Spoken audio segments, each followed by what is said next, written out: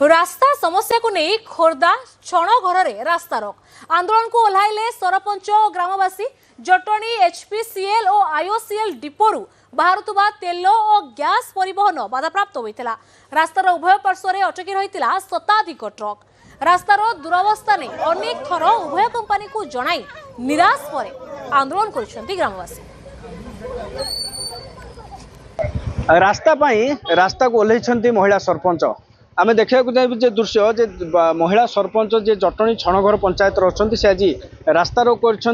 निजर ग्रामवासी सहित रास्ता को ओह्लैछन्ति। कहीं रास्तार दुरावस्था जो भली अवस्था होती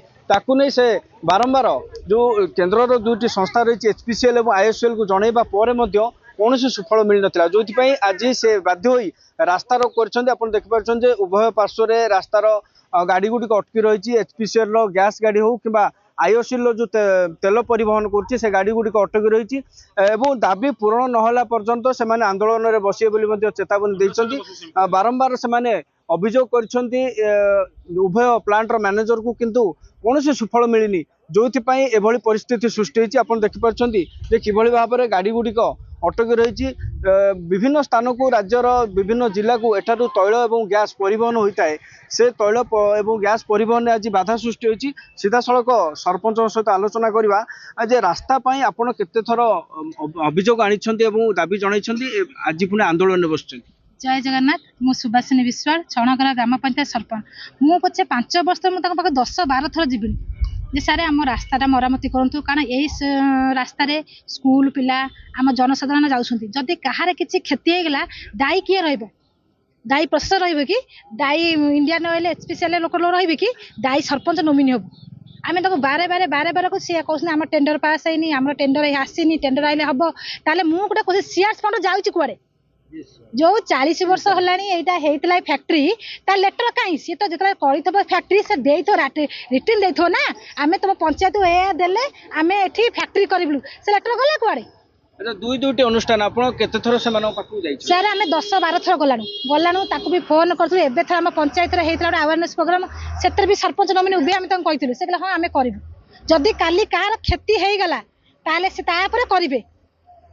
निश्चित भाव में बड़ क्षति पूर्व रास्तार मरामती आवश्यक पड़ुची। समिति सभ्यों प्रतिनिधि अच्छा पचारा जे रास्तार केते आवश्यकता रही रास्तार अवस्था बर्तमान ये रास्तार आवश्यकता खाली छणघर ग्राम पंचायत नुह आर निकटवर्ती पंचायत कंथिया पंचायत जटणी म्युनिसिपालिटी 6टा वार्ड यही रास्ता दे यातायात कर समस्त सुविधा होती भुवनेश्वर जावाई यही रास्ता दे यातायात कर गला ए रास्तार मरामती बार बार आम मैनेजर को कहवा सत्वे आलोकीकरण एवं मरामती दुईटा कार्य करना शह गाड़ी दिन को बोध हुए 1000 टू 1500 गाड़ी यातायात कले बार बार ए रास्ता को मरामती करना खाली प्रतिश्रुति ही रही जाइए। निश्चित भाव में कौन दाबी रोच कौन दाबी कर आज जो आंदोलन बस कौन दाबी आंदोलन में बसार मुख्य दाबी हूँ रोड जोटा कि दीर्घ 5 वर्ष है आम सरपंच मध्यम कही आसुचु हजार हजार लोक जावासिया कर रास्ता अति निम्नमान अवस्था पड़ी जो माने रोगी टू धरी भोगी पर्यटन समस्ते भोग कर जो तार सीएसआर फंड रोचे तार सीएसआर फंड ₹1% पैसा भी छणघर ग्राम पंचायत डेवलपमेंट खर्च होनी जमीती कि रोला आमर कौन से कही छणघर ग्राम पंचायत गोटे आंबुलांस जोगेबे गोटे फायर सेफ्टी फायर गाड़ी जोगेबे कौन प्रकार सुविधा जोगौना यही आंदोलन जदि समस्यार समाधान न करेंगे आगामी दिन में विराट गणधारणा रूप नब। निश्चित भाव में ग्रामवासी मध्य जो असंतोष रही दुईटी जाक प्लांटर जो अधिकारी अच्छा आसी आलोचना करार आवश्यकता रही रास्तार मरामती और रास्तार समस्या कि भाव में समाधान हम और जो भाव में से दाबी रोचे नहीं से बारंबार अवगत कर कौन सुफल मिलनी जो आज से आंदोलन पंथा आपणई तेज देखार कथा दुईटी केन्द्र जो संस्था रही एचपीसीएल और आईओसीएल ए नहीं कौन प्रतिश्रुति दौरान रास्तार मरामती केवे कर अपेक्षा। खोर्धारू संतोष कुमार बारिक, न्यूज 18 ओडिया।